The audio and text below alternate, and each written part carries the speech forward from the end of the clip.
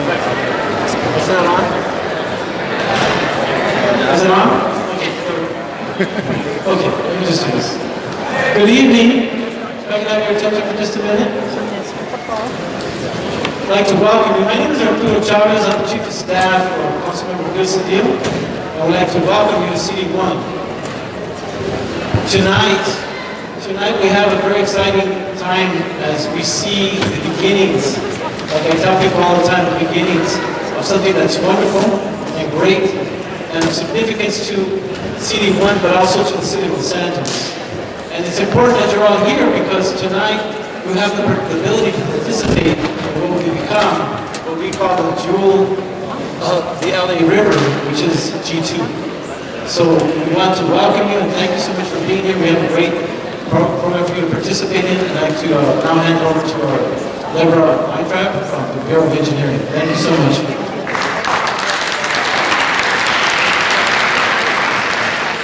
Good evening. My name is Deborah Weintraub. I'm Chief Deputy City Engineer for the Bureau of Engineering. I'm an architect by training, and I've worked on the LA River for my entire career with the city, which at this point is about 17 years.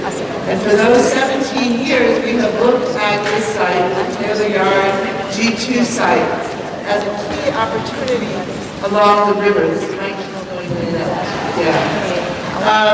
So we're very excited to be hosting our first public meeting tonight with all of you to get feedback from you on the kinds of things you would like to see on this site. The site was purchased by the City of Los Angeles following two approved master plan studies. One was the LA River Revitalization Master Plan that talked about the site as a key site for habitat restoration and passive recreation and nature, bringing nature back to the heart of the city along the river. Also purchased with the Army Corps of Engineers, Mikey's going in, Arbor study that we worked on with the Army Corps for many years. So welcome to all of you. We are going to give you a brief presentation, then we're going to break out into work tables and then come back and report back to everyone what we've heard from you. I'd like to welcome two other representatives of some of your elected officials. One is Seamus Garrity, who is here for Assembly Member Laura Friedman, and Seamus is right here. And then Vickery Murphy, who is here for Senator Anthony Portantino, and Vickery is here. So with that, I'm going to turn it over to the Bureau of Engineering's project manager, Katie Doherty, to take you through the presentation. Thanks and welcome.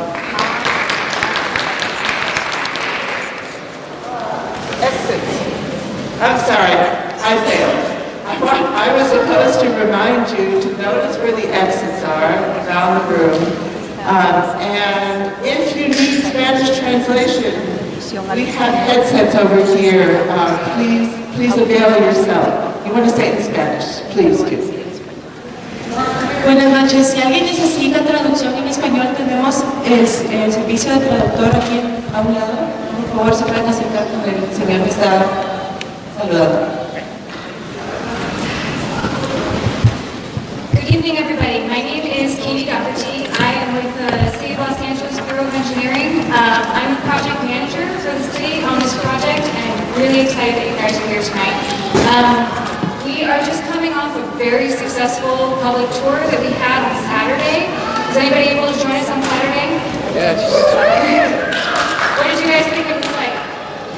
Yay!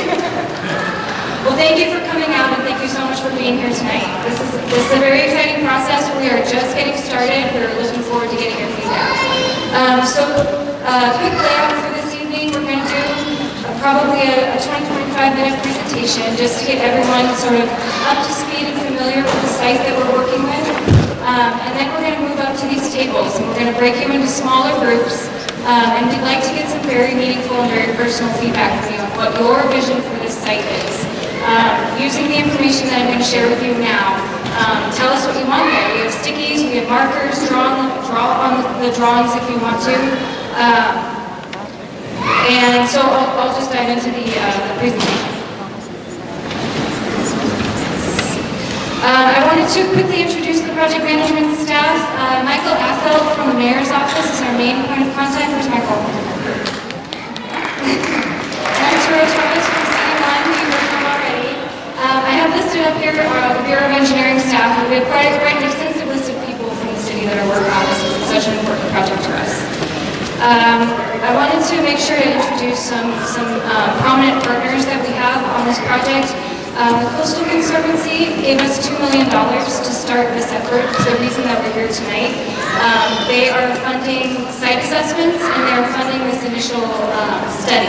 So they're our first funding source, so they'll always be very special to us. And the Department of Toxic Substances Control is our regulatory agency. We're going to be working very closely with them. The site is known to be contaminated and under their regulations. So they're going to be very close partners too. And the Mountains Recreation and Conservation Authority, we are currently in the works with them for them to purchase a about 12.5 acre easement on our site, so they will control that easement, and they're giving us $20 million for that, so yay.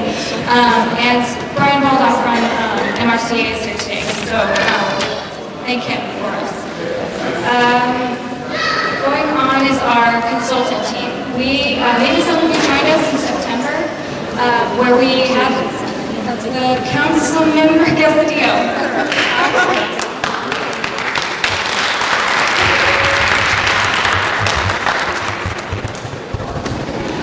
You know, we accept applauses. Don't be shy. Shake your hand. Be positive. Happy New Year, everybody. Maggie, hi, Raul. Hi, everybody. How you doing? So I just want to welcome you. He sent me over here. Really important to welcome you. Starting a new year. How exciting is this project? I applaud all of you. Because this is the beginning of this 1,000-mile march, that proverb people talk about. That the 1,000-mile march starts with the first steps. And that's what you guys are doing. You're the pioneers. You're the first ones. I want to make sure I give credit to the people who deserve it. Let's give Arturo Chavez a huge, huge hand.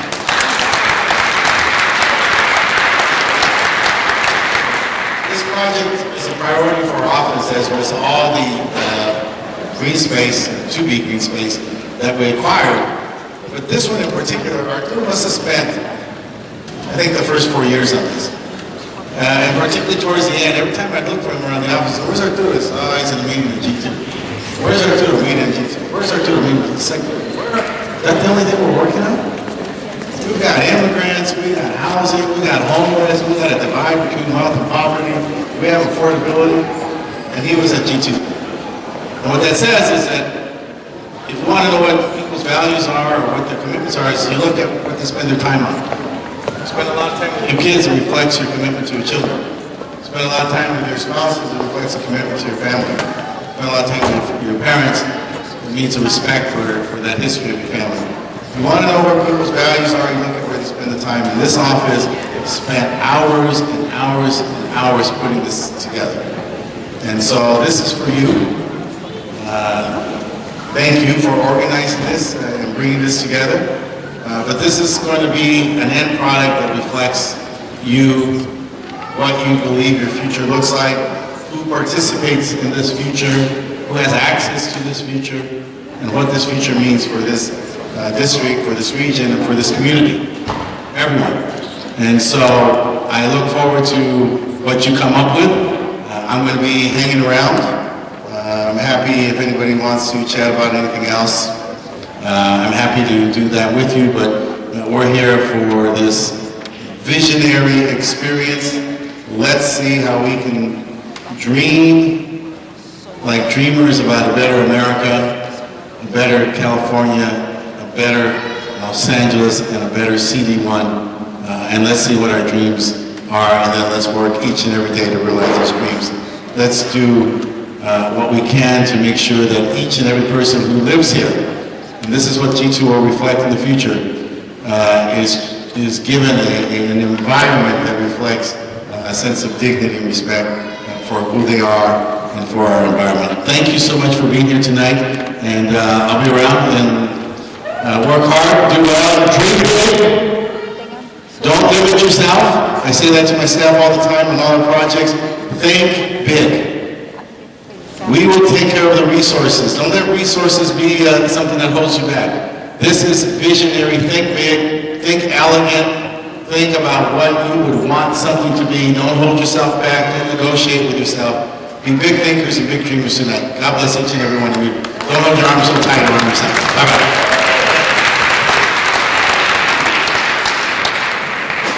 Thank you very much, Councilmember.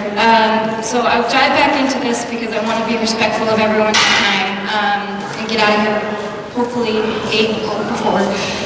So I wanted to acknowledge our consultant team. Anybody that's on the consultant team, can you please raise your hand, identify yourself, stand up? So these are the guys that are going to be putting pencil to paper, and they're going to be taking the ideas that you come up with tonight and applying them. Coming up with concepts, trying to incorporate as much of the ideas as collect here tonight into an actual concept for the site. So thank you very much. We've got a load of expertise on different aspects of the project. So I'll just dive into the site. Because of the location of Taylor Yard, it is right at mile 25 of the 51-mile LA River. It is right smack dab in the middle, which is perfect for the habitat ecosystem restoration that we have planned for the site. It is, let's see, okay, so the map on the left-hand side is the watershed. That's the LA River watershed. And the map on the right shows the map from the Army Corps study that Deborah talked about a little bit earlier, and I'll dive into later, which shows the 11 miles of mostly soft bottom LA River. So it's a very special part of the LA River, and the green circles show where all the habitat is and will be should this arbor study, the U.S. Army Corps study, come to fruition. So this map really shows sort of the stepping stones of the habitat along the river, and that's really important for the ecosystem and for nature in this area. This map just shows the context. This is a very dense neighborhood. This is a lot of different important river communities: Cypress Park, Lasso Park, Elysian Valley, Lincoln Heights, Atwater Village. This site provides a very unique opportunity to really engage these river communities and make a really important and positive change to this area. So this one also shows just sort of the relationship to the different communities. It's kind of a bird's eye view sort of from the Atwater Village area. You can see the school that we're at here, Sotomayor. You can see Rio de Los Angeles, downtown Los Angeles in the back, and then Elysian Valley across the river. This site has been a desired location for LA River revitalization for over 20 years. It's a brownfield site. It's known to be contaminated from its former use as a rail yard, and it's 42 acres. It's river adjacent and adjacent to all the properties that I already told you about. So we'll move on.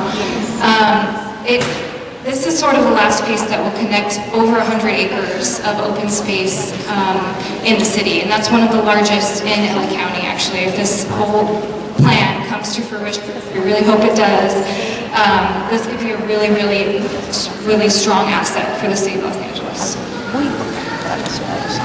So I'm going to talk a little bit about the contamination on site. We are in the process of doing a comprehensive site assessment. We are working closely with our regulatory agency, the Department of Toxic Substances Control, to approve some work plans to get out there, hopefully starting next month. This map shows the results of a study that was done by the previous owner, Union Pacific. And so you can kind of see sort of the hot spots of where we already know the contamination to be. We're going to take this information, we're very familiar with it, but we're going to be adding on to it. Our plans, basically this was done based on a a previous purchase deal where they were going to come in and build 2 large industrial buildings, which fell through, thank goodness, and we were able to purchase it. But our plans are to go deeper and a very different type of use. We want to do open space. So we have to reassess it based on our purposes, so we know what types of remediation are required to make the site safe and healthy for you to visit. So the known contaminants are metals, mostly lead, petroleum, polyaromatic hydrocarbons, or PAHs, and volatile organic compounds, or VOCs. This reminds me, as part of the purchase deal that we had with Union Pacific, 14.7, so we purchased it for just over 59 million. 14.7 million of that was put into what's called a remediation escrow account. So that means that as we remediate the site, we can get reimbursed up to 14.7 million for the costs of remediation. So we already sort of have a funding source set up for the remediation, which is great. It's on a reimbursement basis, so we have to remediate it before we can have access to those funds. But it's, the previous owner, acknowledging that the site is contaminated and not usable at this moment. I also wanted to mention in this slide about there are some easements, some existing easements on site, which restrict a little bit the use that we can have in those areas along the sort of the northeastern edge, the edge that butts up to the active rail lines in Sotomayor and Rio de Los Angeles. There's some oil pipelines running through there. There's some communication lines. So that it will probably remain an access road, just so that our easement holders can have access to that. But that's there. And then the easement that we're negotiating with MRCA is sort of the northern side that butts up to the bow tie parcel. That would give the state sort of a continuous area up there. And the conditions of that easement are basically open space, recreational. So we wouldn't be able to put any development on that area. A little bit of history on the site. The site was owned by J. Hartley Taylor in the late 1890s. That's where the name comes from, Taylor Yard. He owned a grocery and a milling company out on San Fernando Road. Southern Pacific, now Union Pacific, came through and created a station for his mill and eventually bought the land from him for maintenance of their rails to and from downtown Los Angeles. So all of the trains that came to and from Los Angeles at one point came through Taylor Yard. So the top left photo is a photo of the mill, which I think is really cool. The bottom left is you're north looking south, so Taylor Yard is there on the right-hand side, and the one on the right is sort of looking the other direction, so sorry about that. The Taylor Yard is then on the left, and that shows it in the 1990s before it was demolished. So here are some photos of what the site looks like today. You can see the graffiti, you can see there is still active rail on the area. The tail track, it's called a tail track that's there. Metrolink is currently leasing this from us, so that it actually is still used. The rail line, you can see the car parked up at the top. But when you walk into the site, you just feel that the site is right for remediation or reinvention. It's basically just the remnants of these old buildings that used to be there. The buildings that were there became a liability for Union Pacific, so they tore them all down in 2009. So it's basically, it's all flattened. Those of you who were out there on Saturday know what I'm talking about. So there is a little bit of existing wildlife on site. There's some buckwheat, there's some hawks. These little killdeer eggs, I've actually seen them on site. Little mama was going crazy because we were about to trample over her eggs, and so we saw it, we didn't do it. But, so there is a little bit of existing wildlife on site. There has been a lot of study done on the site before we purchased it, starting as early as 1992, which is when the yard was still actively used as a rail maintenance yard. People were envisioning revitalization in this area. There have been studies by the American Institute of Architects, FOLAR, the Sierra Club, the River Project, the Coastal Conservancy. It's been sought after by many different organizations, all sort of for this purpose of river revitalization.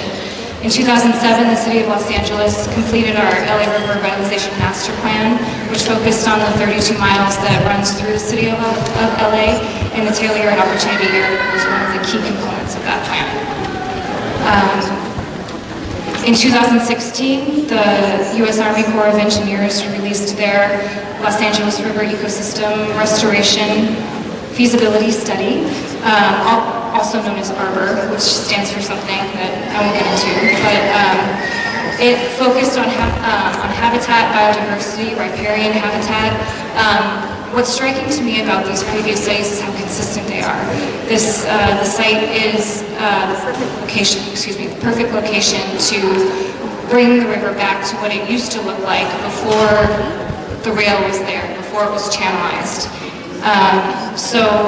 This is also, Los Angeles is located in the Mediterranean ecosystem, which covers 2% of the earth, but accounts for 20% of known plant species globally. So this is a very important ecosystem to protect.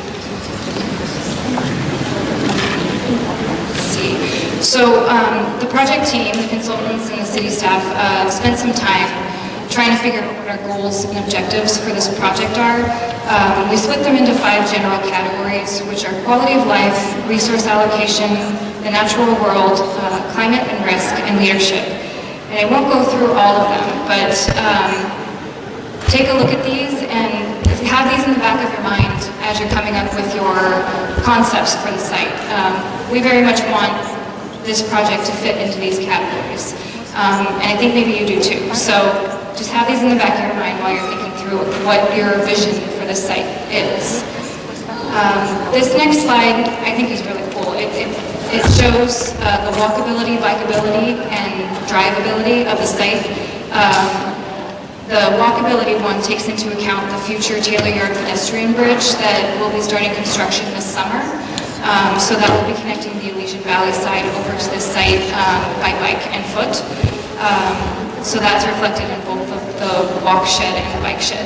But the car shed really shows how this could be a regional resource, that it's accessible to not only this community, and we want this to be a very, very strong asset for the people that actually live here, but we want to make it a destination in Los Angeles.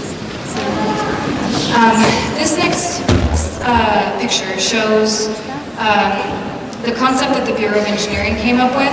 We used this as a tool when we were going through the process of purchasing the site. This was just our way of showing that we've thought about this, and we think that we could get people on this site in the next 4 to 5 years with real activities, so that people can, you can really get excited about the potential here. So examples of things that we came up with were a dog park, parking where you could have markets and special events. The parking lot that's shown there is 300 spaces. The little square dots are campsites. That's 50 campsites there. It includes a 1.2-mile perimeter path, so you can jog or walk around the site and really get to experience the river. This project we know is going to have to be done in phases. It's a pretty hefty price tag to do the remediation that's necessary here. So our thought is to sort of bite it off in chunks, and as funding comes through, basically implement what we can and do what we can as the funding sources come in. So we have earlier initial types of ideas, or walking paths, temporary restrooms, maybe just some programming, kayaking, nature walks, things of that nature that we can do while we're remediating certain parts of the site. We have interim uses that will require some construction. We imagine those being built within the next 5 years. And we have identified, Lindsay, can you go back to the previous slide? The yellow area in the middle where you see the circle of the round table, that's the area of the site that we think is a little bit cleaner and probably better suited for interim uses. We think we can get that up and running faster. So when we talk about interim uses, we're really focused on those areas. And so basically the riverfront and the middle section of the site. And those are the areas that we think that we can get some sort of activity, something going on in the next 5 years. In the long-term vision, we want to relocate. There's power lines right along the river, which are ugly. We want to get them moved back and out of the way. Long-term vision is 10 to 15 years out. That's where we would start altering the river itself. We would start putting in the habitat restoration that we know is a strong vision for this site and has been for the last 20 years. So here's generally our project schedule for about the next 5 years. Right now we're in the concept development stage, and we're very early on in the concept development stage. That's why we'd like to get you guys involved now, so we can start incorporating your ideas. We'll be doing this for the next year or so. Concurrently, we will be doing site assessments on the site, a very comprehensive year, maybe 6-month-long assessments, grabbing samples, analyzing them, getting them into recommendations for soil remediation that also will need to be incorporated into the design. We're going to be having, at the top I skipped over the public meetings, but we have established a technical advisory stakeholder committee and a community leadership committee. These are more focused groups that it's comprised of one member from various different organizations that we've already identified. And if you are a member of one organization or think that you would like to be involved in one of these committees, please let us know. Write it on the paper that you were given. We're happy to include you. But those are going to be more focused, and we'll probably get into sort of the more nitty-gritty details with them. So we're going to be having those meetings quarterly. We plan to come back to the general public, have meetings in sort of this style every 6 months. And that's during the concept development stage and the detailed design stage. And we're hoping to start detailed design in 2019, so that's next year, and construction following that. And then we're showing intermittent or potential programming during that time. If we can identify areas that are safe enough to have people taking walks or kayaking or whatever during that time, doing maybe specialized tours or camping, then we would like to get those started as well as soon as possible. And I talked about the community engagement, but here are some photos from our sidewalk on Saturday. It was very successful. We had a lot of great feedback, positive feedback. We've already started collecting ideas for the site from that tour. So we hope you continue to come. I'm very excited to see so many people here because I know that you guys are very interested in the site, and I love the site. It's my work life for 8 hours a day. So I'm pleased to have you here. So now I'm going to hand it over to Mia Lehrer. She is the creative mind behind the site, and we'll be taking your ideas that we collect today and morphing them into an actual concept for the site. So, Mia?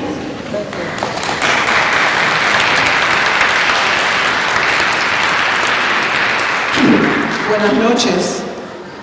Thank you, everybody. I know it's long, but it's a complicated project, and we want your engagement. We want you to participate.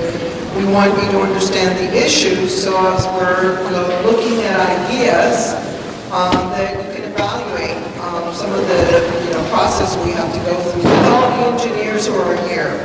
So it does take patience, and it's amazing that you're here tonight. I'm going to show you some inspirational character images now that reflect some of the programming elements that you can consider. So we're showing these images just so you can spark your imagination and say, oh, what does it be able to have a deck over the river to see what's going down below. And a system of pathways and trails at grade and perhaps some elevated ones, overlooks and towers. This tower really appealed to us as an image because we thought, well, it would be good for birds, it would be good for people to go and overlook the city and the mountains and all sorts of ways that we can really design. We are, after all, one of the creative capitals of the world.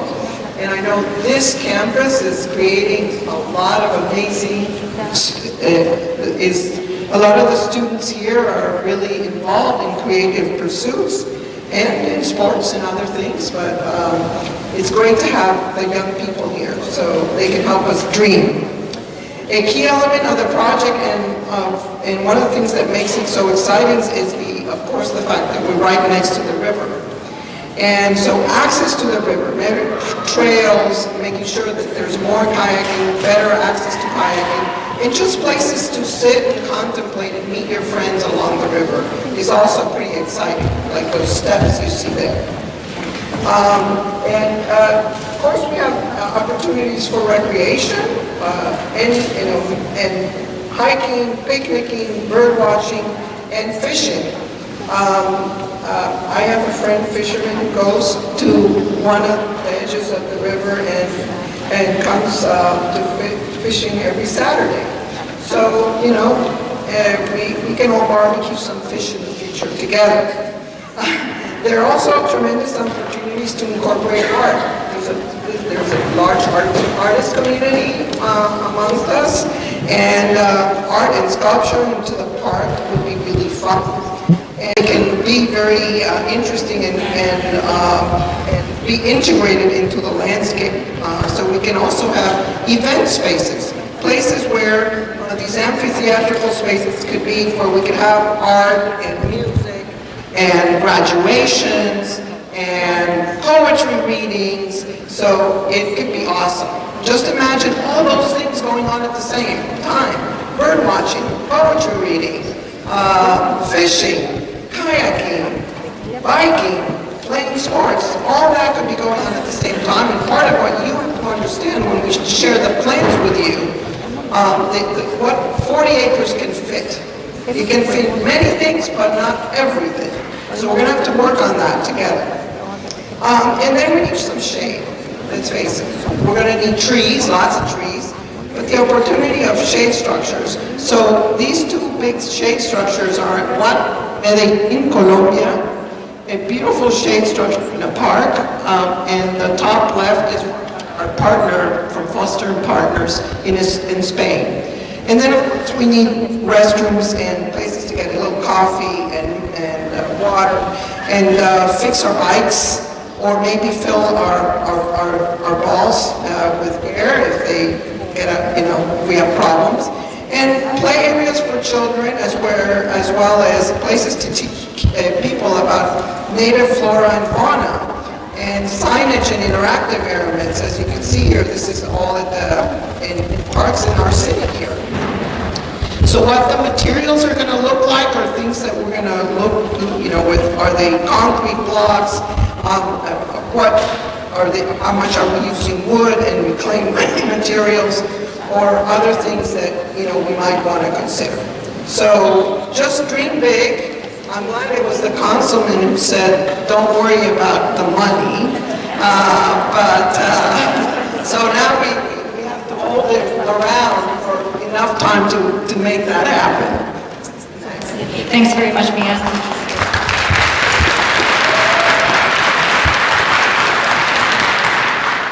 Okay, so we're going to do breakout tables, but before we disperse, let me walk you through what we're doing.